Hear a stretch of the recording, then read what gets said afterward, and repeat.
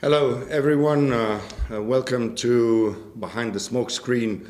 Today, I have special guests, exclusive guests in online in our new edition of this series about the smoke screen and how to get behind it and see what is in fact behind the disinformation propaganda that we are seeing in the media. Today I'm very pleased to welcome two journalists from Belarus. First of all, I'd like to speak to Kseniya Halubovich, who is an awarded journalist known for her story about the Diary of the Revolution, which was awarded 2 years ago. Alena, Naskovich, who comes from the Belarus Association of Journalists, who will also tell us about the situation in Belarus, about the media freedoms, about the state of democracy and human rights in that country. And of course, our good friend, the head of the Media Dialogue and a journalist, analyst, and media expert, Dr. Wolfgang Ressmann, who comes from Germany across the electronic communications. I believe that we have a good connection and that we can see our friends already on the screen. Hello.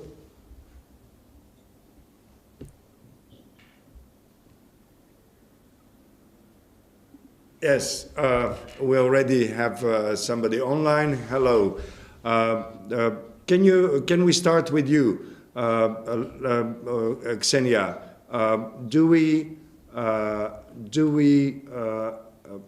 Can we explain to our viewers what the situation in Belarus is? What is the situation of the media and what is the situation of the democracy and human rights in the country? Yes, last time I was in Belarus in the end of February, 2 days before war began in Ukraine.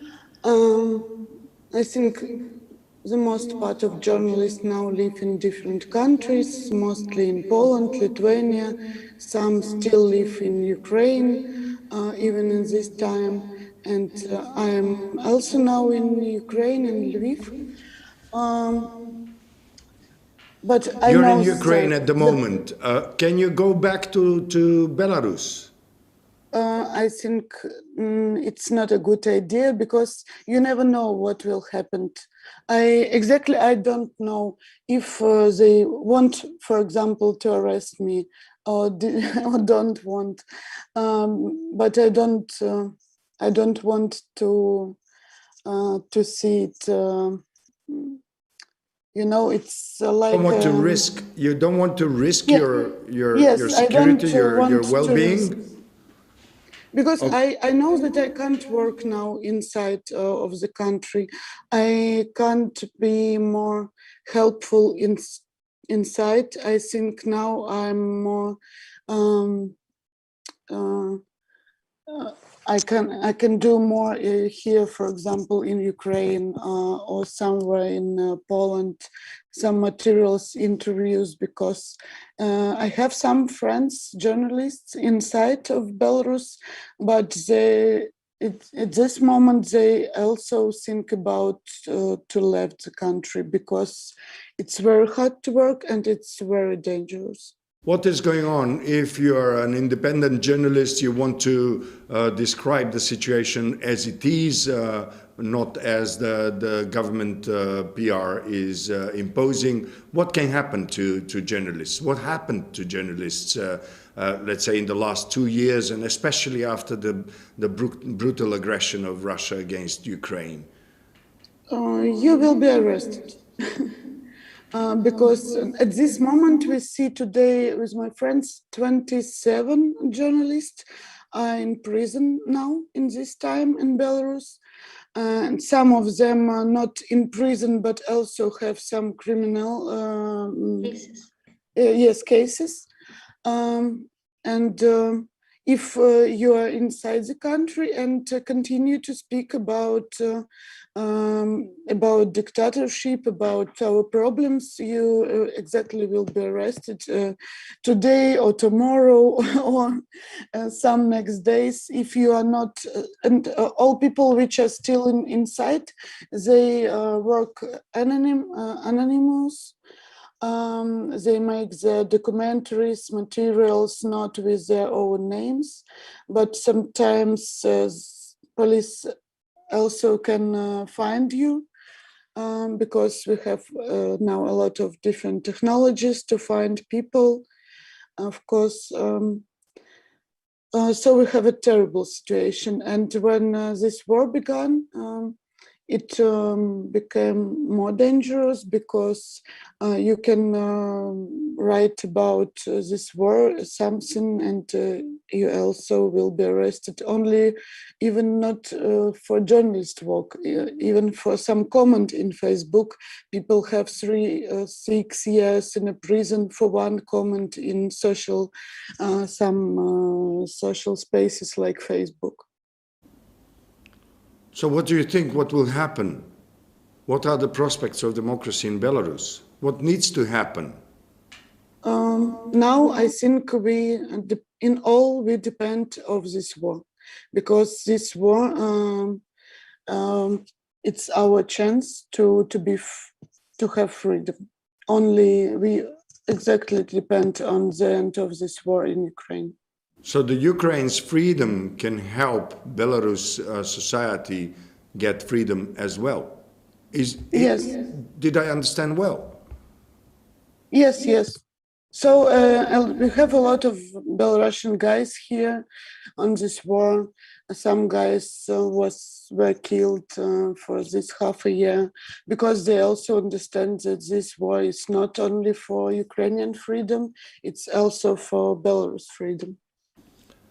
Okay, thank you very much for the moment. Please stay online. I'd like to ask Alena, who is coming from the Association of Journalists of Belarus. Hello, Alena. Hello. Ms. Hello. Alena Naskovich is the representative of the Association of Journalists. She's running the international section of the association, as far as I remember in the previous correspondence. What is the situation of the Belarus journalists, Alena? The situation is worse with every day, I think. Nothing changed since 2020. So we have new criminal cases with every day. We just getting bad news about all that situation. And of course, some of media has to relocate it abroad. Some of journalists have to leave their houses and come abroad and work from the abroad because it was danger to stay in Belarus for them.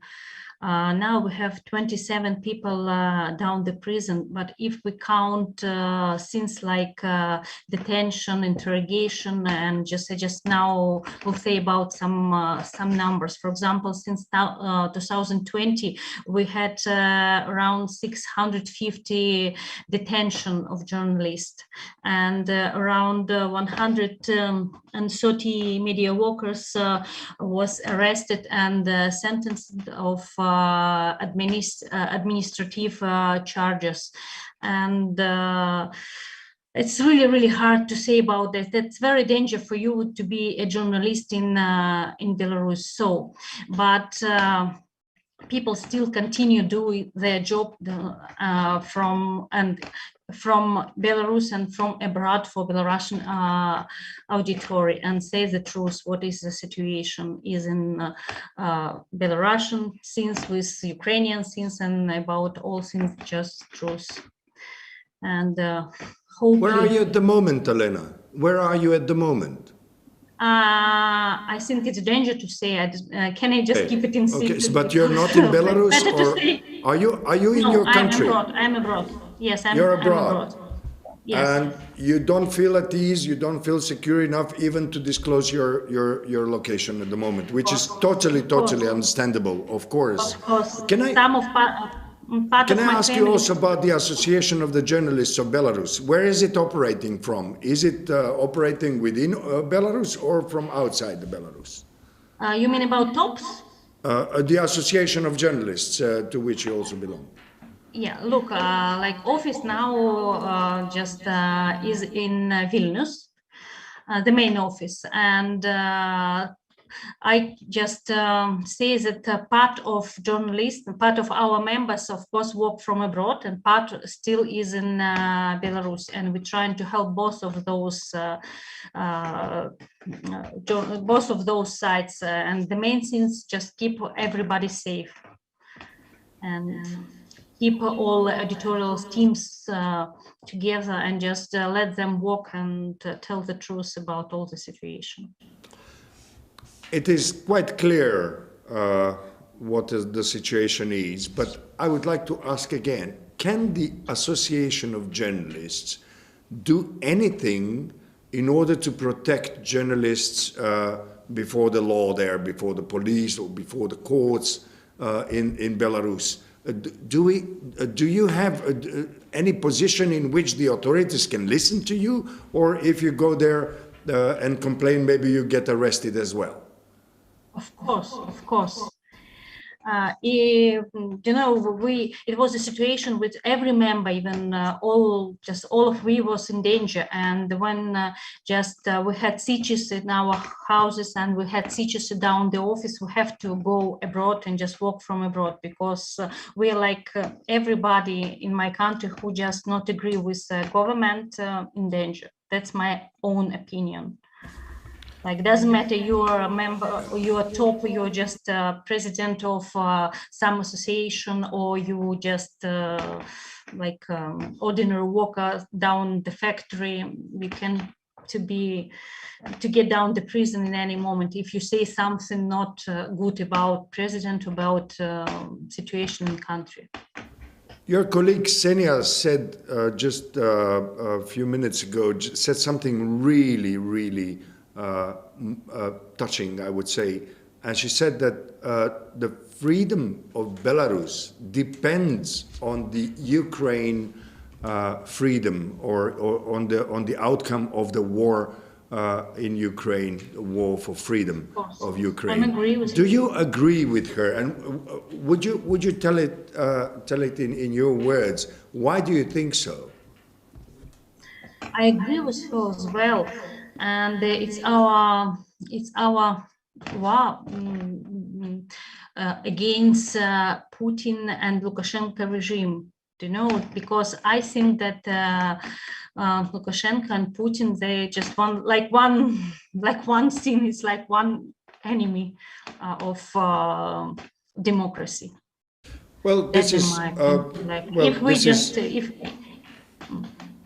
Regardless of how strong it sounds, I would like to share your opinion, because it is not a strange standpoint at all, knowing that Lukashenko has lent the Belarus territory for the Russian Solotesk to conduct an assault on a neighboring sovereign and independent country, and has lent the military capacities to launch rockets and artillery fire on the Ukraine civilians, and has lent the airplane airports, the airports, the military airports to the Russian Air Force to bombard the Ukrainian civilians and the Ukrainian targets. That is why I can totally understand that you see both Putin and Lukashenko as one enemy, one common enemy. Right. Do you think that maybe the international community is doing enough to help the media situation in Belarus, or is there something more to do? Oh, it's hard even to say, is it enough or no, I never you can say that is enough. Of course, we have to work hard together more and more and more to change anything. Because if we stop anything or be like do nothing or just be like now, to stop to do anything, we can't change anything.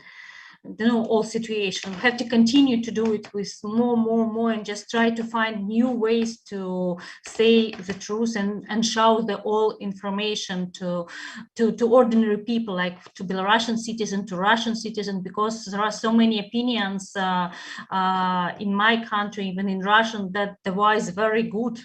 And the Russian, because it's Russian propaganda, work very perfect in my country. It's working very good in Russia as well, and we have to struggle with it and do something. And please stay with us. Please stay with us. I would like to move to Germany at the moment, where we can briefly speak to Mr. Dr. Ressmann. Dear Wolfgang, how are you? And good day to you. Did you have the chance to listen to our colleagues from Belarus?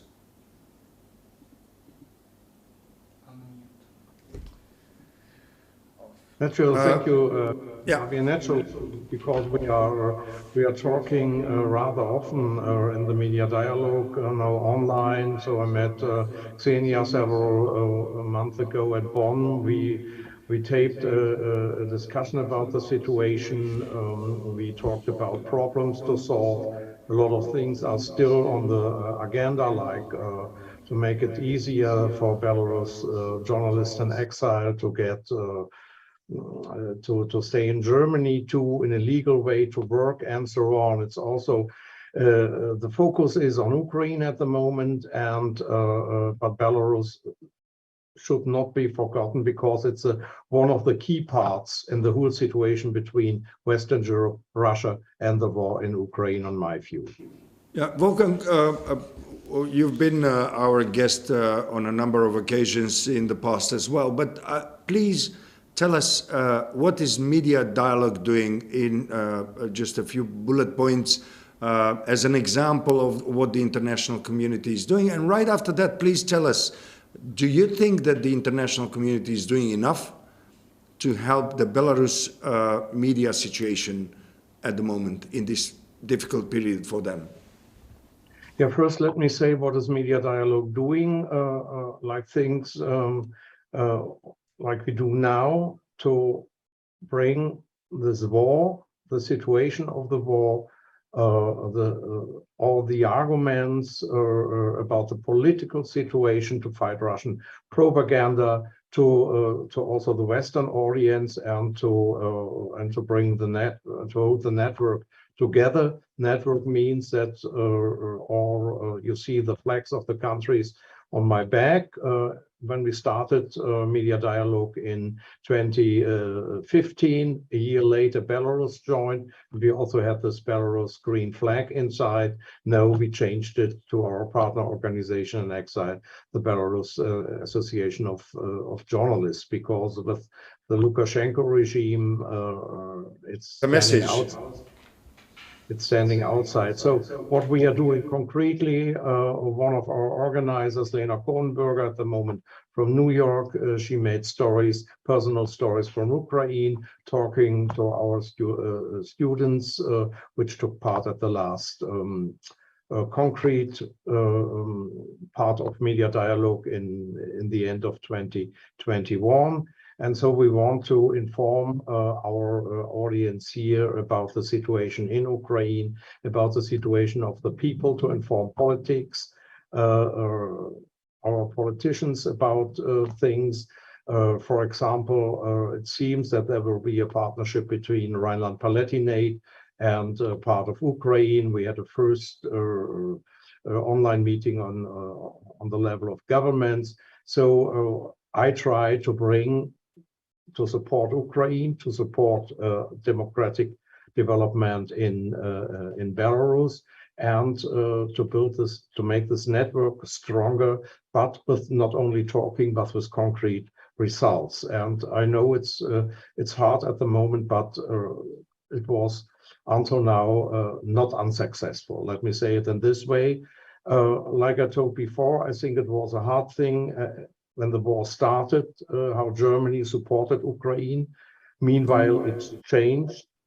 It was not enough how Germany and the European Union supported the Belarusian protests against the stolen elections, because Belarus too small, the business was too well, war was far away and not believable. So we have really to think, in my view, Belarus together with Putin, like Alena and Kseniya told, and so we have to inform our audience here in Germany with journalists, but also with concrete work. Is the German audience interested, or is it understanding?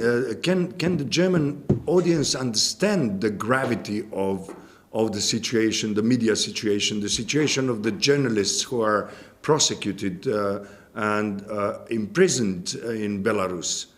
Do you succeed with your organization and as an individual as well to influence somehow the German audience? Yeah, we try to do it. We're also working very narrow together with the New Europeans.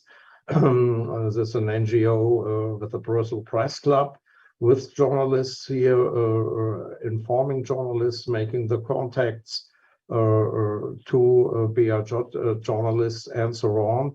But it's hard. The focus is at the moment at the Ukraine war, and Belarus seems to be nearer to Putin, and it is nearer to Putin, and the journalists and the whole diaspora fighting from exile is not really focused, but we have to do our best to inform about their problems and to help them with their work and informing their audience.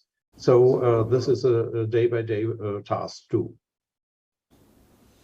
That's right. Please stay with us. I'd like to go back to Kseniya and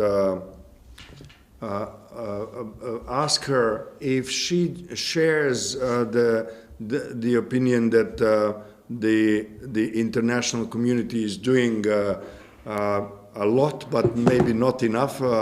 Could you tell us, Kseniya, what can the international community, what can the European Union or various foundations or associations, even citizens of the European Union do in order to help the media situation, to help the human rights and the well-being of journalists in Belarus who are now either imprisoned or had to leave the country? Yes, I also think it's not enough. It was very good and helpful, and we have a lot of support from different countries of our journalists, but of course it's not enough in our situation, because we need to speak more and more about 27 people which are in prison now in Belarus, because some of them have a terrible like 10 or Katerina Andreeva, which have 6 years, 8 years only in prison. for her. Yes, in prison. They add some years to her case. Yes, and right. Now she's in 2 years in prison and will be 6 years more. And all our colleagues in prison say we never know when this situation will end, so we need to do more and more to get them free. Kseniya, tell me, how is the Lukashenko propaganda machinery describing the situation? What is the Lukashenko propaganda saying about these journalists who are in prison now? I think Lukashenko propaganda doesn't speak a lot about these journalists. It's very comfortable not to speak about them They speak sometimes about Roman Protasevich, which was famous because of the situation with plane, you know, and sometimes they use him and make some interviews, like to show that everything is okay. In most cases, I think our propaganda now works the same way as Russian propaganda.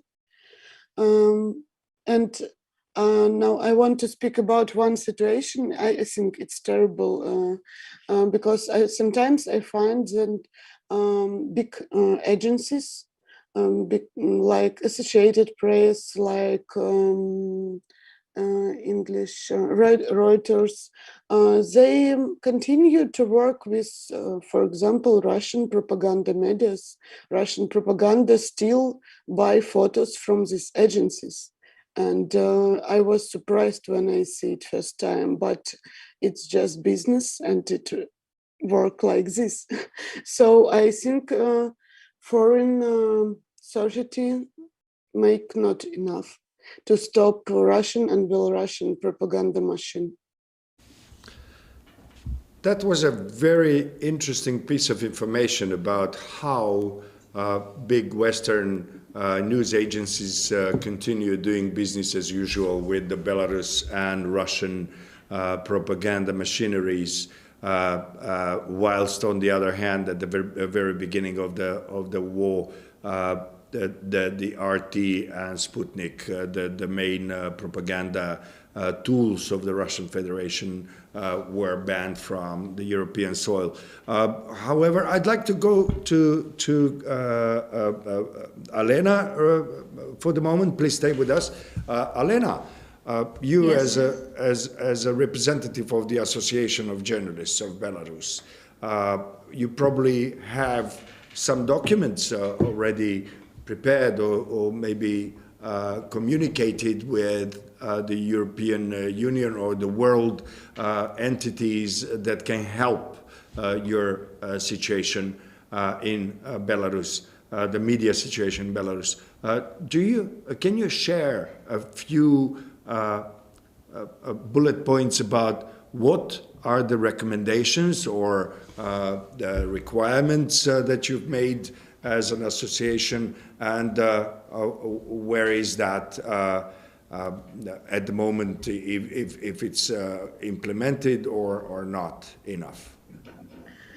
We're in contact with different organizations in Europe, different organizations in the world even, and talk to them and send to them different letters about situation, and we just we're making a different statement and just put them on our website, and we send those statements about all the situation, about some criminal cases, about every hard scene what happened with our journalists, and we just share it everywhere, of course. And so we knock to every door to say, look, and just we're trying to keep all the situation in focus, because we see that you knock at every door, but is it opening? Yes, I think so. Yes. Now it's working good, but when when the war started, it was really hard, because all attention, of course, was another focus. And when Lukashenko gave our territory for Russian invasion to Ukraine, and it didn't work good for us, for journalists, and for all civil society who is not agree with Lukashenko, but who struggle with Lukashenko. But everybody didn't want to listen any Belarusian at the beginning, because they thought that all we together is not really good, because we gave our territory for those Russian invasions. So. But after a month, everything became better, and we tried to say that, look, we're not agree with that. It's not our decision to make a territory. It's only those person who named Lukashenko just did all those stuff. And now it's okay. The situation is became better, and we knocked to the door, and it's opened. Somehow, what Kseniya and you, Alena, have told me about the freedom of Ukraine and the freedom of Belarus people, the Belarus society, it remained as a motive throughout this conversation. And I'd like to go back to Germany for a brief moment and ask Wolfgang, our dear friend, how is he looking at this standpoint? Kseniya and Alena said that the Ukraine and the Belarus freedom are connected. What do you think about it? Why is it so? I think that that's absolutely right. We have the repression to the democratic movement to Belarus after the stolen election was one of the preparing points of the attack and the war and the aggression against Ukraine. And because Putin needed Lukashenko's military and the area to conquer Kiev and to start from Belarus so yeah, they tried to make a war in between 3 days, and they needed Belarus for that. And I think having this in mind, in 2020, it was one of the corner points of the aggression against Ukraine. So I think at the moment, it's for me, it's an optimistic point that Belarus is not.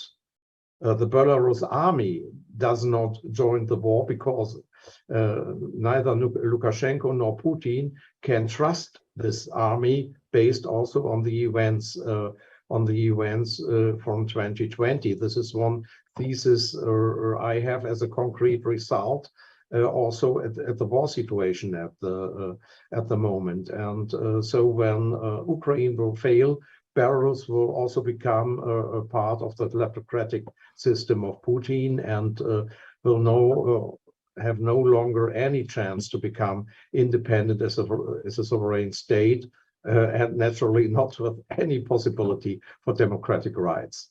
Then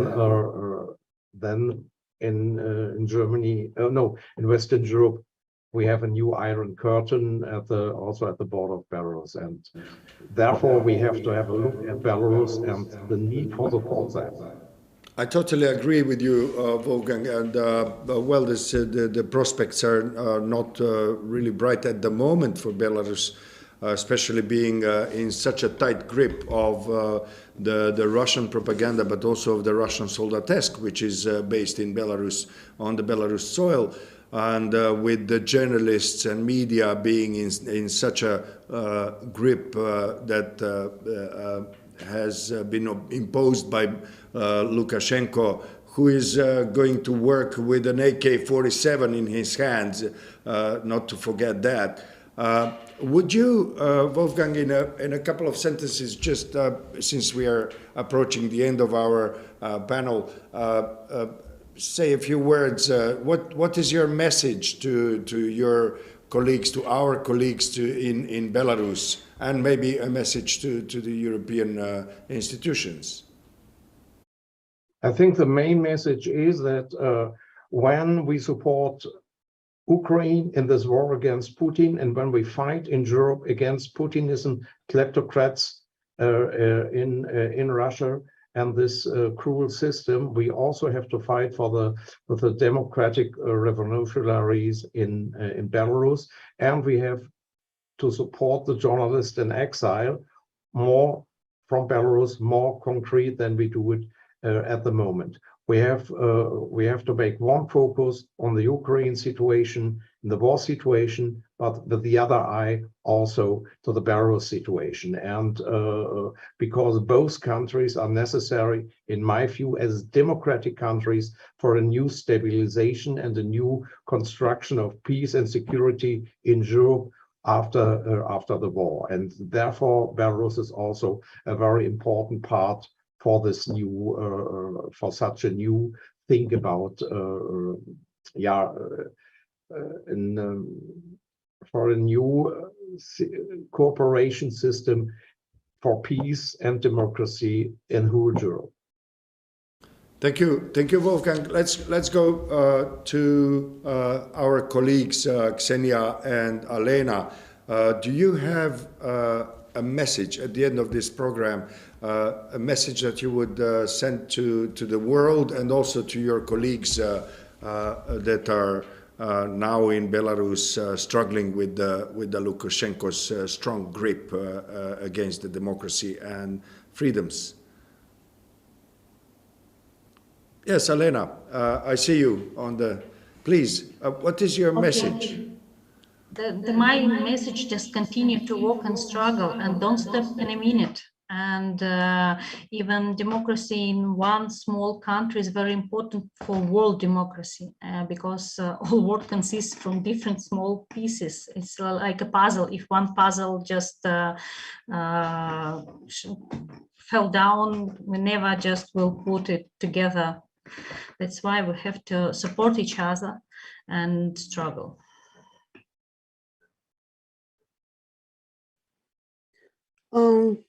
Yes, I'm. What is your message? My message is, I think, the same, because it's very important to have a normal democracy situation in every places. And we see this situation with Crimea in Ukraine, when all the world think, oh, it's not very good, but what we can do? And now we see this war. It's terrible. So the same is with Belarus. We need to have democracy in this era, for not only for us, but for all the Europe community. It's very important. Because I think Russian Empire never stopped. Thank you for that. As your host, I would like to share that until 2016, end of 2016, beginning of 2017, we in North Macedonia lived in a rather strong regime that has violated every human right that you may imagine, including the media freedoms. The media were under a strong grip of the regime, and journalists were arrested, also imprisoned, and were pressured to publicize only what the government would like to hear or say or see being published. And the struggle is not easy, but the freedom will come. That is my message to you, and of course to your fellow Ukrainians.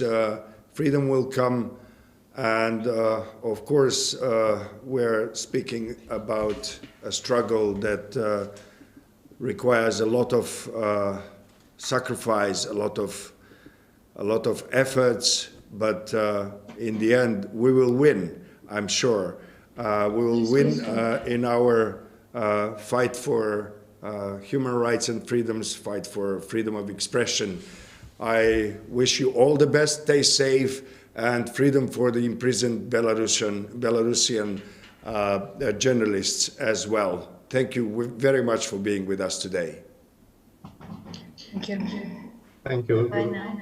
Thank you. Thank you. Bye-bye. Bye.